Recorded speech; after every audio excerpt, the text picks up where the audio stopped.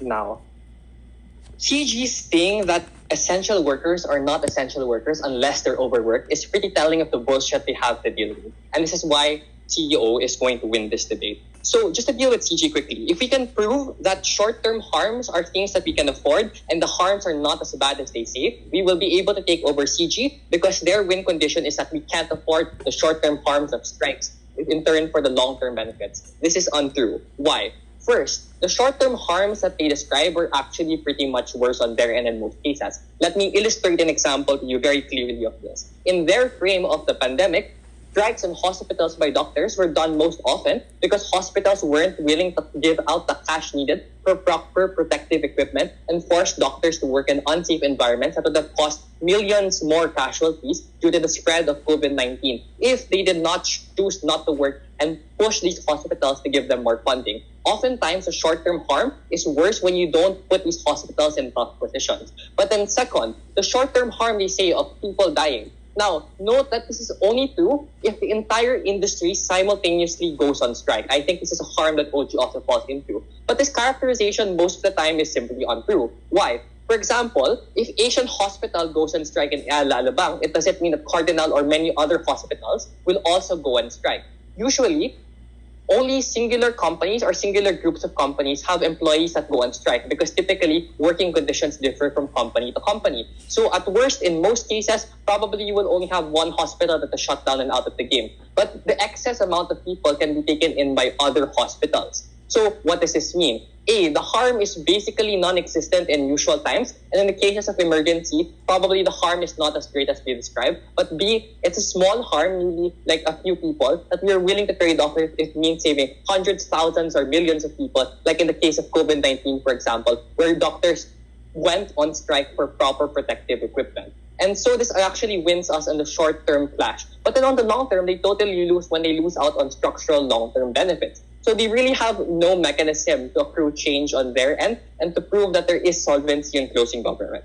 And I think for this reason, they already lose. Now, for opening government, thank you, Kelvin, for telling us the win condition. And I'll do that exactly now. I'll prove to you why strikes are A, necessary, and B, effective. So first, on necessity, I'll deal with what PM said. So PM says, if it were so urgent, why would these companies push these effective or essential workers to these conditions? Simple, because they're profit incentivized. If I'm a corp, I make more money if I pay my workers less and put them in bad conditions because that means that I earn more money and have to spend less money on them. So it's very, very simple. So the solution to that intrinsically is a strike. Because if there is no business functioning, then you get no money unless you put in the right amount of money needed to make the business function properly. It's a problem-solution match that you get very clearly coming from CO that solves a problem that OG isn't able to. But then they also say that, that these doctors or these essential workers don't go on strike anyway because they want to save people's lives.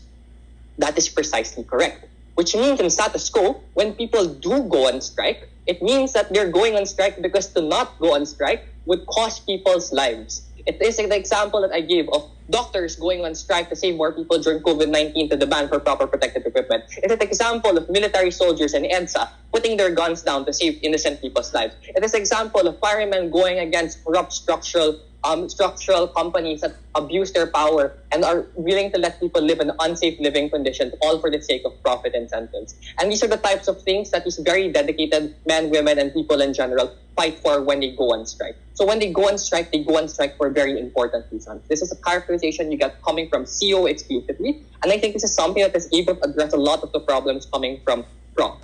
And then, in terms of why these strikes are effective. So Kelvin says, yes, so if a strike is about something that's not necessarily important, like PM says, then there's no opt-in for a strike. And we think these strikes don't manifest. So if that logic is true, using their own logic, by the way, then why prohibit strikes if these strikes don't manifest in the first place? Because their argument is that, we should just ban all strikes so we don't get like these half-ass strikes that occur and waste people's time.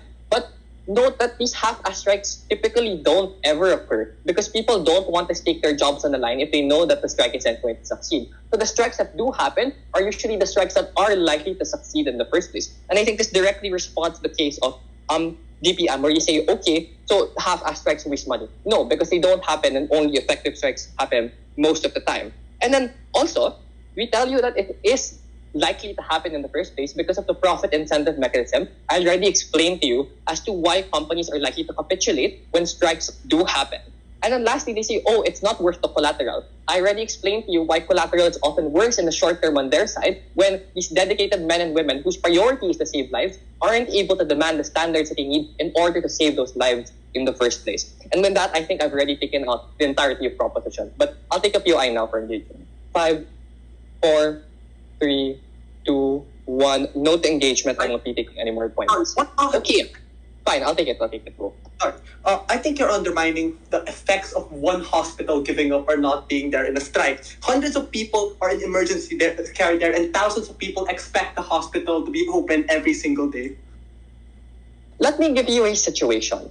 So if the situation is so bad that doctors that want to save lives are no longer able to because they are not given the money they need and the equipment they need to do surgery, what we're doing is condemning people to a hospital that sure will stay open but will cost their deaths because of malpractice, because they don't have the proper protective equipment. People get COVID-19 for going to the hospital just to buy medicine, and surgeries fail because there's not enough blood for transfusions. That is the case that you have to deal with coming from closing government. And in the long term, even in the worst case scenario, where sure, there are people that need safety and they need medicine right now. But what about the countless more people in the future that won't be able to access those same goods? So even if you don't buy our short-term flash, we tell you that the long-term issue is more important than the short-term. And lastly, why we win over opening up, it's very clear. Because first, you only get the frame that strikes that happen are likely to succeed and are 4 important things coming from CO exclusively, which is directly counters proposition in a way that OO isn't able to. We're the only ones that tell you what strikes actually look like. That it isn't something that happens on a nationwide scale most of the time, but then happens in individual cases of corporations. And that individual pressure on each corporation incentivizes those individual corporations to do better and to meet the standards needed to save people's lives. For all those reasons, I think it's a very clear CO win at this point. Thank you.